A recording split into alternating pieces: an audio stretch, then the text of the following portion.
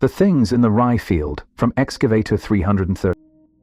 I've been part of a carpool for about 3 years. I drive Mondays and Tuesdays, Pete on Wednesdays, Bob, my brother-in-law, Thursdays and Fridays, and Chris was still too new to the group to take a turn at the wheel. He'd only started riding with us in June when his truck threw a rod. Now, I'm going to tell you about something we saw in the rye fields on a detour that added 20 minutes to our drive and would leave us with nightmares for the rest of our lives. It was a Tuesday night. We clocked out at 11:30, like always. Second shift at the fabrication plant ended officially at 11 o'clock, but there was always cleanup to do, always some supervisor wanting one more thing done. By the time we made it to my SUV in the back lot, the dashboard clock read 11:43. Bob laughed, saying something about, "At least it's not raining." He would sit behind me. Pete would take shotgun, seniority privilege, and Chris climbed in behind him. The first part of the drive was the same as always. Out of the industrial park, through the tired streets of Northside Detroit, past the abandoned auto plant that looked like a skeleton in the dark. We knew every pothole, every broken streetlight, every corner where you didn't stop for red lights after midnight unless you wanted trouble. The detour began where I-96 should have taken us home. Instead of the smooth 6-lane highway, we had to exit onto Main Street and follow a maze of orange signs through neighborhoods that got progressively quieter and shadier. Then came the stretch everyone hated, Old Mill Road, through 12 miles of pure farmland. Pete huffed, saying he couldn't believe how long it was taking to do this work here, said his dad's crew could have repaved the stretch in 2 weeks. Bob brought up, "It's because it's a union job, that they like to milk it for what it's worth." His words, not mine. The suburbs gave way to farms so gradually you hardly noticed, until the streetlights disappeared and the only light came from our headlights.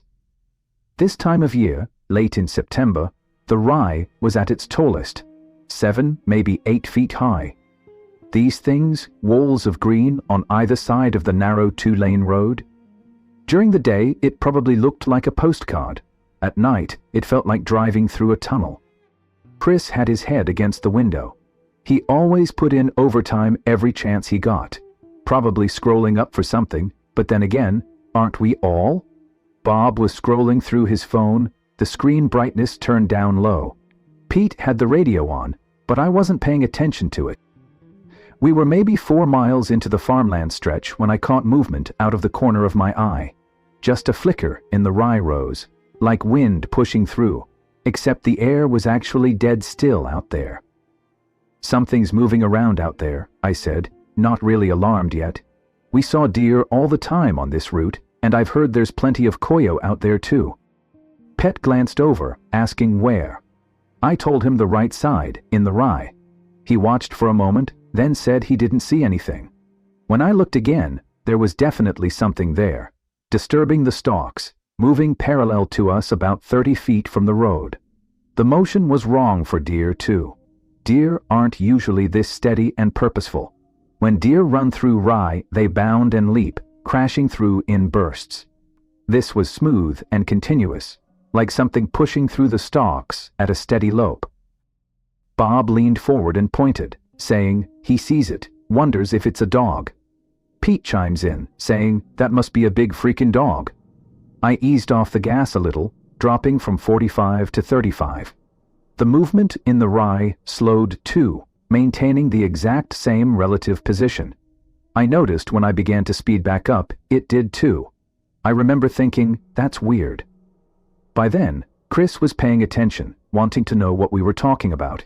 Bob told him that something was pacing us in the rye, now about 10 yards out. We were all watching now. The rye stalks bent and swayed in a clear line. Whatever was causing it kept perfect pace with my SUV. I decided to test it again. 50 and then back down to 30. The thing in the rye matched every change instantly.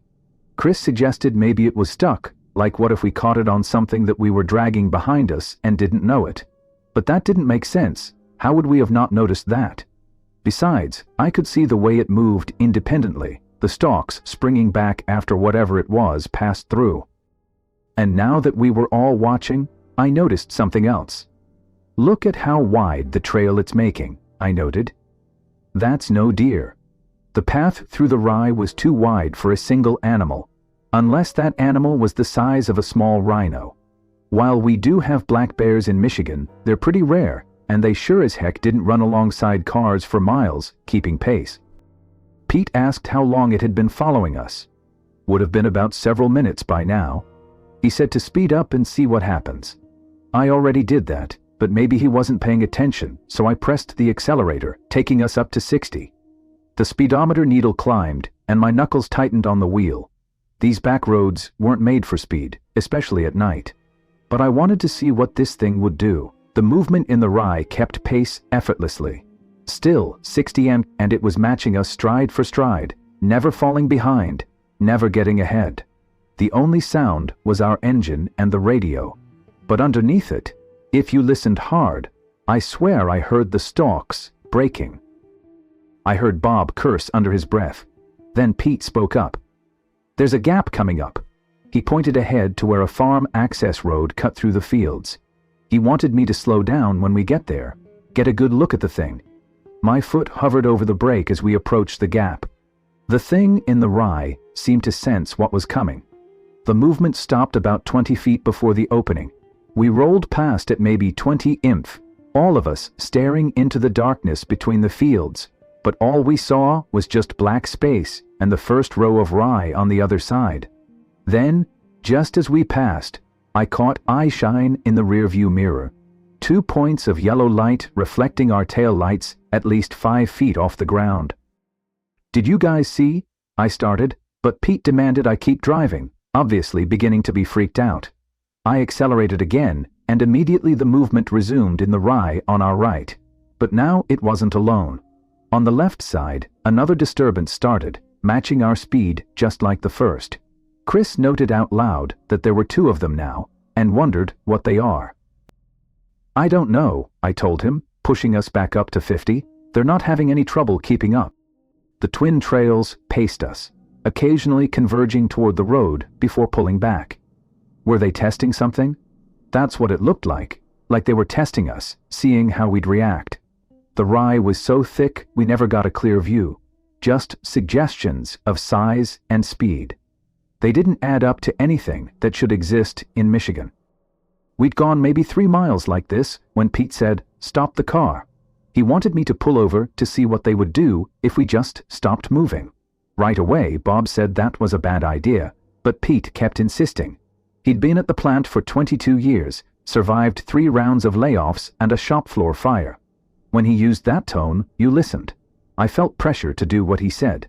I found a spot where the shoulder was wide enough and eased to a stop, leaving the engine running. The moment our forward motion ceased, the movement in the rye stopped too. Dead stop. Instantaneous, like someone had thrown a switch. We sat there with the engine idling. Nobody talked. 30 seconds passed, then a minute. "Maybe they're gone," Chris said, until we heard breathing. It wasn't quite panting, and it wasn't quite growling either.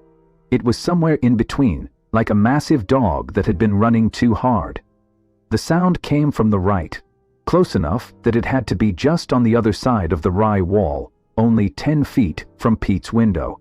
It was deep and rhythmic breathing that made the hair on my neck stand up.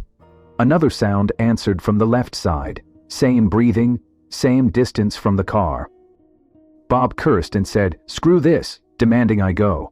I shifted into drive, but before I could hit the gas, something pushed through the rye on the right. Not all the way, just enough to bend the stalks inward, like it was leaning against them. In the dim light from our running lights, I saw dark fur and bulk, a suggestion of something much larger than any dog. The breathing got loud, and now we could hear other sounds, shuffling, like it was scenting the air.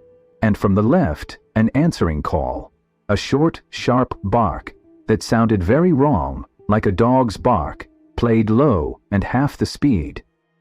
I hit the gas harder than I meant to. The tires spun on the gravel. We lurched back onto the road, fishtailing slightly.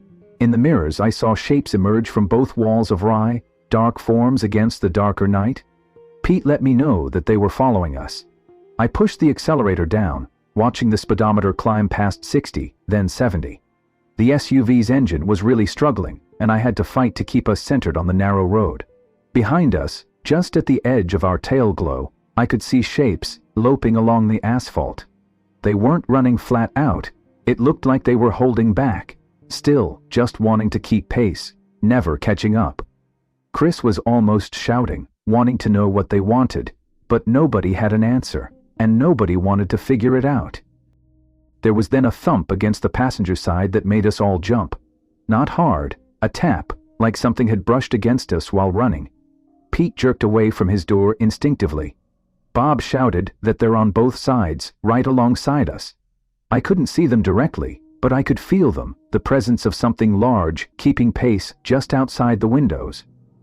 There was another tap, this time on my side. Testing, or playing, showing us they could touch us whenever they wanted. The speedometer read 75, way too fast for this road, but I didn't care. The engine screamed, and I could smell hot metal and oil. The rye fields blurred past, and I prayed we wouldn't meet another car coming the opposite direction. That's when something hit the rear bumper, harder this time, enough to make the back end slide slightly. I corrected, heart slamming against my ribs. In the mirror, I saw a shape cross the road behind us, bipedal for just a moment before dropping back to all fours. "Look!" Bob pointed ahead. There were lights. The edge of the suburbs, finally. House lights and street lights. The rye fields were coming to an end, giving way to developed lots and side streets. As we approached the first sodium lamp, the pursuit stopped, like hitting a wall. I didn't slow down until we were deep into the subdivision, past houses and parked cars and normal things. Finally, I pulled into a quick march station and parked under the brightest lights I could find. We sat there for a long time, engine ticking as it cooled. Nobody was willing to get out. Eventually, Pete opened his door and stepped out on shaking legs, and the rest of us followed. The passenger side of the SUV was covered in dust and mud, streaky lines about 5 feet off the ground. It was like something tall had brushed against us while running, over and over. In the dirt, you could see the suggestion of fur patterns, maybe even individual scratches, and the rear bumper had a dent I had never seen before. "We're taking the highway tomorrow," I told them. "I don't care how much extra it costs." Nobody laughed. Nobody argued. Messages from anonymous people. People think night shift highway maintenance is boring. They're mostly right. What could be more exciting than setting up road cones, filling potholes, packing up, and moving to the next spot?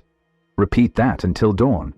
The pay is decent because nobody wants to work 11 o'clock p.m. to 7 o'clock a.m., and the traffic's light enough that you can actually get work done. During the pandemic, it was even quieter. Summer of 2020, we'd sometimes go hours without seeing another vehicle on State Highway 62. That's the stretch where we found the deer. My partner, I'll call him Doug, had been doing this 15 years. He was a veteran, tough as leather, seen everything the job could throw at you. Of course, dead animals were part of it. You drag them off the shoulder so they don't cause accidents. The state's supposed to send a crew to collect them, but on remote stretches like 62, sometimes they rot where you leave them. It was July, a very humid night. We were working a cluster of potholes near mile marker 47. Bad ones, too, the kind that could snap an axle if you hit them wrong. I was running the hot mix while Doug directed traffic. Not that there was any. "Got a deer up ahead," he called out to me. "Shoulder side." I finished tamping down the patch I was working on and grabbed the shovel. Usually, we just hook it under the body, drag it down into the ditch. I had done it dozens of times. When I got there, it had a sweet, rot-mixed smell to it, with that tar stink from the hot mix. This one had been dead at least a day, bloated up in the heat. It was lying on its side, back toward the road. I walked around to get a better angle for the shovel, when I noticed something. There were letters carved into the hide, deep cuts through the fur and into the meat. It read, "Soon." Each letter was maybe 8 inches tall. Not spray painted, not burned either, but carved into it. The edges were real clean. Whoever did this had taken their time and used something sharp. The flies were thick around the wounds. "Doug!" I called. "Come look at this." He ambled over and stopped short when he saw it. "Oh my God," he muttered. "That's not right." We both just stared. In 15 years, Doug had never seen anything like it. In my 3 years, I sure hadn't. Got to be kids," he said finally. "A sick joke." I hoped so. We both doubted it was kids, though. Kids around here spray-painted bridges and smashed mailboxes. They didn't carefully carve messages into dead animals to be found by random road workers. We dragged it into the ditch, both of us trying not to look at those letters. Finished our shift in near silence. Over the next few weeks, I couldn't stop thinking about it. I asked the day shift guys if they'd heard anything, but they hadn't. I checked local news sites, Facebook groups in the area. No mentions of vandalized deer, no warnings about sicko teenagers. It was like it never happened. Doug brought it up exactly once, about 3 weeks later. We were patching the same stretch of 62 different mile marker. He asked if I ever thought about it. I said I did, and he agreed that he did too. Now, same highway, mile marker 52 this time, around 2:00 a.m. It was dead quiet except for crickets and our equipment. I was walking ahead of the truck, spray painting circles around the potholes we needed to hit, when I spotted something on the shoulder. Another deer. But this one was arranged. It had obviously been placed there. It was lying on its back, legs straight out, like someone had posed it. Smaller than the first, maybe a yearling. I knew before I got close that I'd find something carved into it. Watch. Same precise lettering, same size, cut into the exposed belly where the white fur made them stand out stark and clear. But this deer was fresh. The blood in the wounds was still dark and tacky. It was a few hours old at most. My skin went cold. Whoever did this had been here tonight. Maybe right before we got here. Maybe they were still here. I called over Doug again. He didn't argue, but he did say, "That looks fresh." We ended up calling state police. A trooper showed up, and we explained the 2 deer we'd found and showed him this one. Thankfully, he appeared to take it seriously. He asked if we'd seen any strange people, sketchy vehicles, or anything like that, but no, nothing has been found out, and I haven't found any more carved-up deer. So who was doing it and why? Who knows? Dark figure on the route from Parcel Pro. I started to deliver for Parcel Pro when I was 26, right after my wife Sarah and I got married. The hours are often brutal, especially during peak season. I'm rarely home before 9:00 p.m. Sarah used to complain about it constantly, especially after our daughter was born.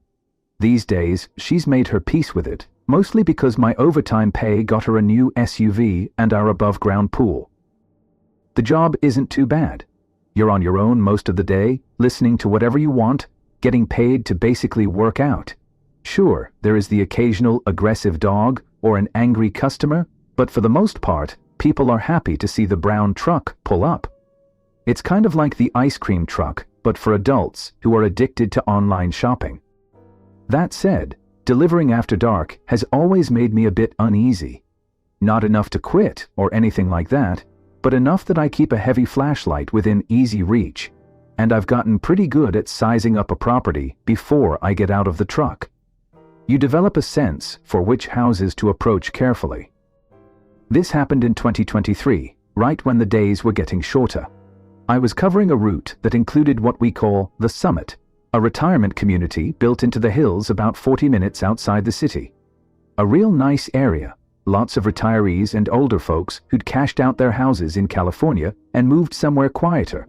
The whole development is carved into forest land with these winding roads and houses on big wooded lots. Beautiful during the day, stunning even, but at night it can be a different story. I had 2 stops left up there, both signature required. It was already past 8:30, fully dark. The first delivery went fine. A nice, older lady who tried to tip me $5 for bringing her medicine. I politely declined, as always, company policy. The second house was at the end of a long driveway, maybe 150 feet from where I had to park the truck. No lights that I could see either, but that wasn't usual. Half the time, people forget they'd ordered something. I grabbed my package, some kind of small electronics judging by the weight, and headed up the driveway.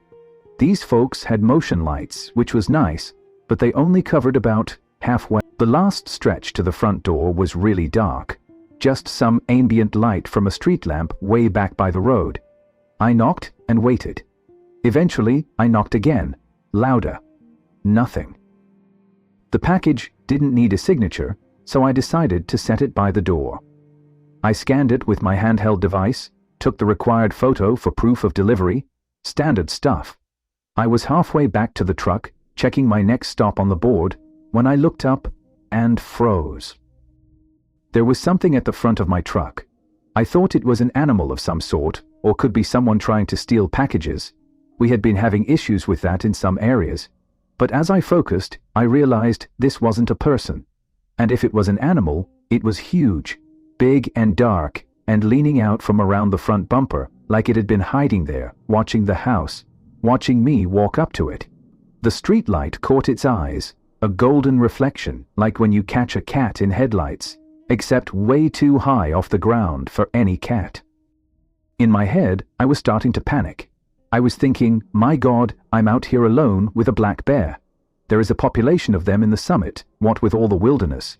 I'd seen plenty of bears over the years, usually running away from the truck. This thing wasn't running. I stood stock still, package scanner still in my hand. Safety training started to kick in. Don't run from bears, don't make eye contact, back away slowly. That's what I did. A careful step at a time, backing up toward the house I had just left. The animal shifted slightly, still watching me. Even in the dark, I could tell it was massive, bigger than any black bear I'd seen in the area or in videos on the internet. Something about the way it was positioned seemed weird. It was like it was leaning against the truck, almost casual. I kept backing up, trying to think. The house behind me was empty. The nearest neighbor was a good quarter-mile through the woods, but my truck was right there. Yet, I'd have to get past this thing to reach the driver's side, and unlike regular vehicles, Parcel Pro trucks don't have doors on the driver's side, just an open doorway for quick exits. Great for efficiency, not so great when there's a bear, or whatever that was, between you and safety. I must have stood there for about 2 or 3 minutes, waiting for it to lose interest and wander off, but it didn't move. It kept watching me. Finally, I decided to try scaring it off. Make myself look real big. Make noise. That usually works with wildlife. Isn't that what they say? I raised my arms over my head and stood on my toes, and I began to shout, "Hey, get out of here!" over and over. The animal stood up. Not from all fours to 2 legs the way a bear would. No, this looked more like a person who was kneeling, standing up, smooth and straight. This thing was tall. 7, maybe 8 feet even, and it was too narrow at the shoulders, too long in the limbs to be a bear. My mouth went dry. My brain was screaming at me to run away and to save myself, but I couldn't move. It took 2 steps towards me, then, still on 2 legs, covering way too much ground with each stride. I heard gravel crunching under its weight.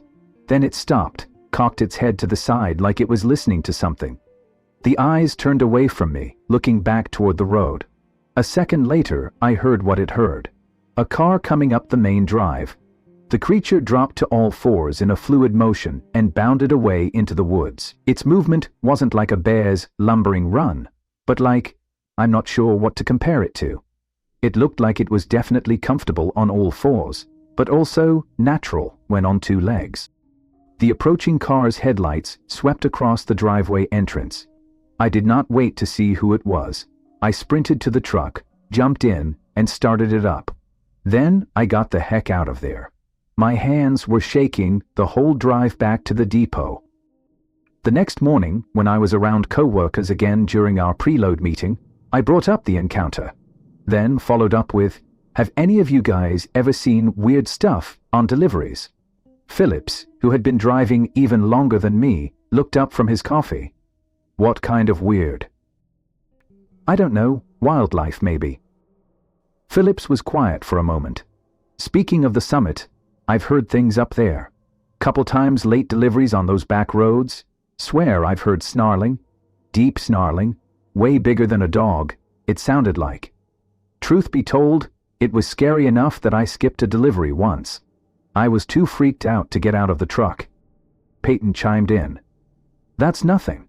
You guys know that lakeside retirement place? I was doing a late delivery there maybe 2 years ago, middle of February, freezing cold, no one out.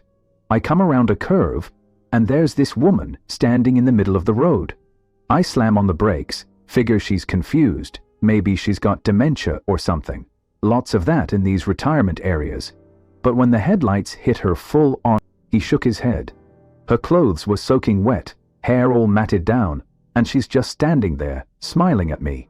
Not shivering, not moving, just smiling.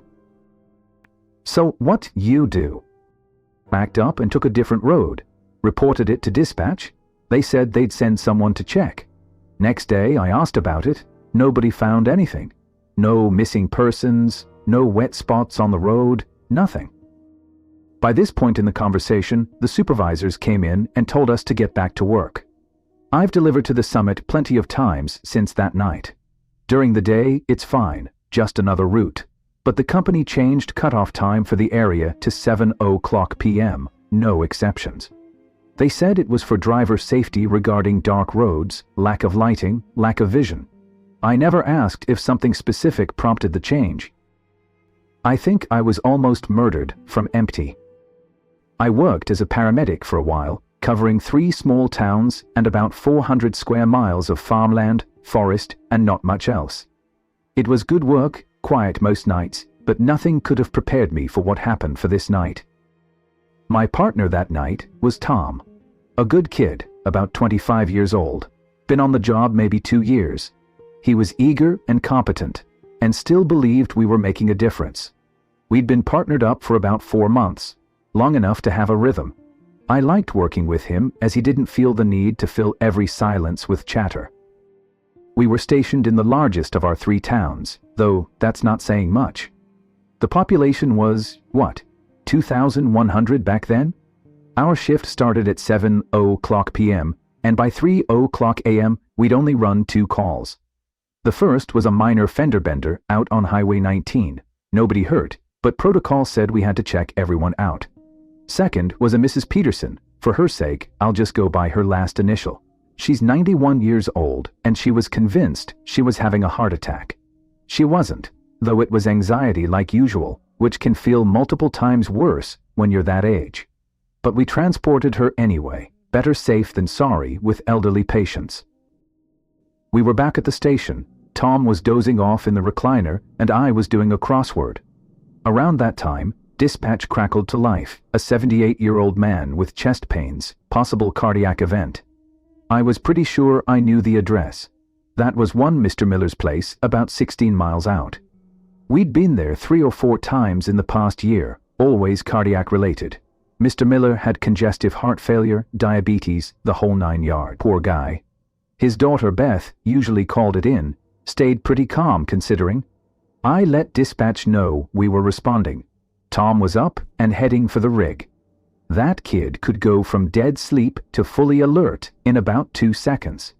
I kind of envied him for that. The old rural road there was kind of what you'd picture. Narrow, with winding trees pressing in on both sides, and for a February in Ohio, everything was dead and gray. Mr. Miller's place was set back from the road, long gravel driveway leading to a farmhouse that had seen much better days. Right away, I noticed there were no lights on. Usually Beth would have every light in the place blazing when we showed up. Porch light, living room, kitchen. She wanted to make sure we could find them. This time, nothing. The house was completely dark. Kind of weird, isn't it? Tom said. I agreed, but I didn't say anything. We pulled up close to the front porch, grabbing the jump bag and monitor standard cardiac response kit, including meds, oxygen, AED. The front door was open by about 6 inches. Not wide open, but definitely not closed. Mr. Miller? Beth? EMS? I called out, knocking on the door frame. Nothing. I pushed the door open wider, found the light switch. The smell hit us right away. Copper and iron, blood. If you've worked trauma, you know that smell. It's distinct and metallic, gets in the back of your throat. Trap, Tom muttered. The living room looked normal, but the smell was stronger as we moved toward the kitchen. I went in first. The kitchen was a mess. There was blood on the linoleum, smeared like something had been dragged through it. A trail led from near the refrigerator to the back door, which was also standing open. No body. Just blood, and a whole lot of it. Call it in, I told Tom. Tell dispatch we need law enforcement, possible crime scene. While he got on the radio, I followed protocol. Check for patients, secure the scene. The blood trail was clear, even in the dim light. Thick and dark and still wet in places. Whoever lost this much blood needed help fast, though the amount suggested they might be past helping. I stepped out the back door, flashlight following the trail. It continued across the backyard, darker stains on dead grass, heading straight for the tree line. A few yards out, there was a light on above the door, which flooded the immediate area with harsh white light. That's when my training and instinct started to argue with each other. Training said, check for the patient, render aid if possible. Instinct said, however, something was very wrong here. The blood trail was very neat, almost organized. When people are injured badly enough to bleed like this, they don't walk in straight lines. They stumble, fall, leave handprints where they tried to steady themselves. This looked more like something being dragged. I made it about 20 feet from the house when the light from the house clicked off. A motion sensor that had already been on. The darkness was too much. I had to stop, waiting for my eyes to adjust. Behind me, I could hear Tom's voice through the open door, about dispatch confirming the call originated from this address at 2:57 a.m. The caller was identified as Mr. Miller, reported chest pains and shortness of breath. That was only 18 minutes ago. The blood on the kitchen floor was tacky, but not dry. Whatever happened here was recent. If Mr. Miller called, where was he? Where was Beth? I swept the flashlight beam across the yard, following the trail of blood. It disappeared into the darkness between the trees. And then I noticed the silence. For a February night in rural Ohio, you do expect some noise, like wind in the bare branches, maybe a hooting owl. Definitely small animals moving about. But there was nothing here. Just my own breathing and the faint sound of Tom's radio chatter. Then, at the edge of my beam, right where the trees started, there was movement. Just a shape shifting slightly, like someone adjusting their position. I froze, my light trained on the spot. Nothing moved again, but I was certain someone was there, standing among the trees and watching. "Tom," I called, not taking my eyes off the tree train. "We need to go, now." "Did you find them?" he called back.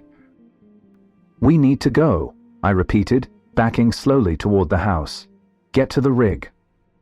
The motion light clicked back on as I got close to the house. In that instant of brightness, before my eyes could adjust, I saw it clearly. A figure standing between two large oak trees. It was tall and completely still, facing the house, facing me. Then the light went off again, and darkness swallowed everything beyond the porch. I backed through the door, nearly colliding with Tom. "We're leaving. Now." "What's going on? Is someone out there?" "I think so. We need to move." Credit to the kid. After that, he didn't argue. We gathered our gear quickly, both of us glancing at the windows as we moved through the living room. I looked back to the kitchen, through the kitchen window above the sink, barely visible in the dark. The figure from the trees was now standing in the middle of the backyard, much closer. "Oh God," Tom breathed. He had seen them too. We didn't run, but we did move fast. We got to the ambulance, locked the doors. I started the engine while Tom radioed dispatch, requesting immediate law enforcement at this location. They let us know that the sheriff's department was en route. ETA approximately 20 minutes. 20 minutes, I thought, might as well have been 20 hours. I put the rig in reverse, started to back down the driveway. In the side mirror, illuminated by our taillights, I saw the figure walking towards us. A slow, yet confident walk, coming around the side of the ambulance. "He's coming around your side," Tom said. I stopped backing up then. I didn't want to hit whoever this was, despite everything. The walking stopped too. Through the mirror, I could see them standing maybe 10 feet from the door, just waiting there. Then came the sound that still makes my skin crawl when I remember it. Fingernails dragging along the metal side of the ambulance. The sound moved until it was on Tom's side, circling us, then going back to the back doors. Then it stopped, followed by footsteps on the gravel, moving away. "Where'd they go?" Tom whispered. I checked all the mirrors. Nothing. Just an empty night. But my mind was screaming at me that they were still out there. The sheriff's department showed up in force, 2 units, lights blazing. Deputies swept the property while we gave our statements. They ended up finding Mr. Miller in the root cellar behind the house, but he was deceased. Massive blood loss from trauma to the neck and chest. He had been dead for hours, they said, way longer than 18 minutes. But someone had called 911 at 2:57. Someone who knew Mr. Miller's name, knew his medical history. The phone in the kitchen had blood on it, but no usable prints. Beth, they never found her. Her car was gone, her purse and keys too. The investigation treated her as a suspect for a while, but then as a probable victim. The blood in the kitchen was Mr. Miller's, but there was too much of it, like someone had spread it around, maybe even staged it. The deputies asked us to describe what we'd seen, who we'd seen. Tom and I looked at each other, not sure what to say. What we saw was a tall figure in the dark that walked around our ambulance. Someone who tried our doors. But we didn't see a face, no details, just a shape and a presence, and the absolute certainty that we were being hunted. They processed the scene for hours. Footprints were found that didn't match Mr. Miller's shoes or any of Beth's.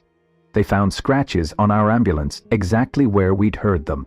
But there was no suspect, no explanation for who called 911, no reason why someone would kill an old man, then wait around for the ambulance to arrive.